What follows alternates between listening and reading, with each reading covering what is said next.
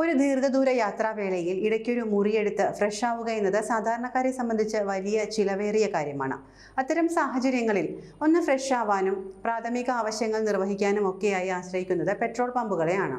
അങ്ങനെ ചെയ്യുന്നവരാണ് നിങ്ങളെങ്കിൽ ശ്രദ്ധിച്ചോളൂ, അത് അവസാനിച്ചിട്ടുണ്ട്. കേരള ഹൈക്കോടതിയാണ് പെട്രോൾ പമ്പുകളിലെ ശുചിമുറികൾക്ക് പൂട്ടിട്ടിരിക്കുന്നത്. പെട്രോൾ പമ്പുകളിലെ ശുചിമുറികൾ പൊതു ശൗചാലയമായി ഉപയോഗിക്കുന്നതിനെതിരെ കേരള ഹൈക്കോടതി ഇടക്കാല ഉത്തരവ് ഇറക്കിയിട്ടുണ്ട്. ഇനി മുതൽ പെട്രോൾ പമ്പുകളിലെ ശുചിമുറികൾ എല്ലാവർക്കും ഉപയോഗിക്കാനാവില്ല എന്ന ഉത്തരവിൽ പറയുന്നു.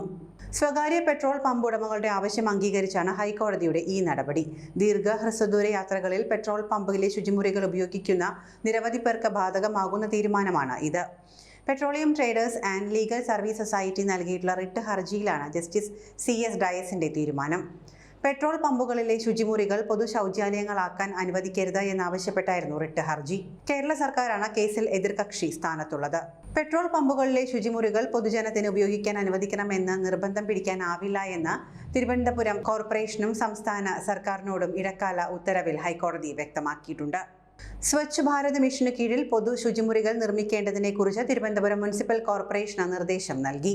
സ്വകാര്യ പമ്പുടമകൾ വൃത്തിയായി പരിപാലിക്കുന്ന ശുചിമുറികൾ പൊതു ശൗചാലയമാക്കി മാറ്റാൻ നിർബന്ധിക്കുന്ന സാഹചര്യമാണ് നിലവിലുള്ളത്.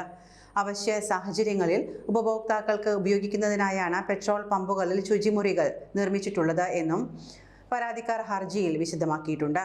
തിരുവനന്തപുരം മുനിസിപ്പൽ കോർപ്പറേഷനും മറ്റ് പ്രാദേശിക ഭരണകൂടങ്ങളും പെട്രോൾ റീറ്റെയിലർമാർക്ക് പൊതുജനങ്ങൾക്ക് ശുചിമുറികൾ ഉപയോഗിക്കാൻ അനുവദിക്കണമെന്ന നിർദ്ദേശം നൽകിയതിന് പിന്നാലെയാണ് ഹർജിയെന്നാണ് പരാതിക്കാർ വിശദമാക്കുന്നത്.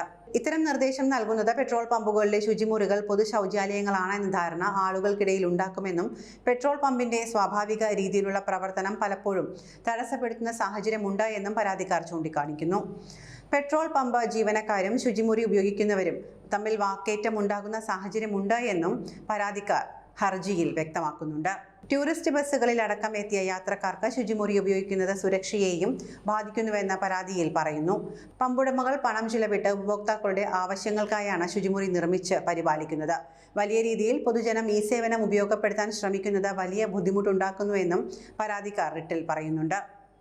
ഇന്ധനം നിറയ്ക്കുന്ന വാഹനങ്ങളിലെ ആളുകൾക്ക് മാത്രമായി പമ്പുകളിലെ ശുചിമുറി ഉപയോഗം നിയന്ത്രിക്കണമെന്നാണ് ഹർജിയിലെ പ്രധാന ആവശ്യം. ആദർശ് കുമാർ, KM അനീഷ്, ശശാങ്ക് ദേവൻ, യദുകൃഷ്ണൻ എന്നിവരാണ് പരാതിക്കാർക്ക് വേണ്ടി ഹാജരായത്. ഏപ്രിൽ മാസത്തിൽ പെട്രോൾ പമ്പിൽ ശുചിമുറിയുടെ താക്കോൽ നൽകാത്തതിന് ഉടമയ്ക്കെതിരെ ഉപഭോക്തൃ തർക്ക പരിഹാര കോടതി 1,65,000 രൂപ പിഴ വിധിച്ചിരുന്നു.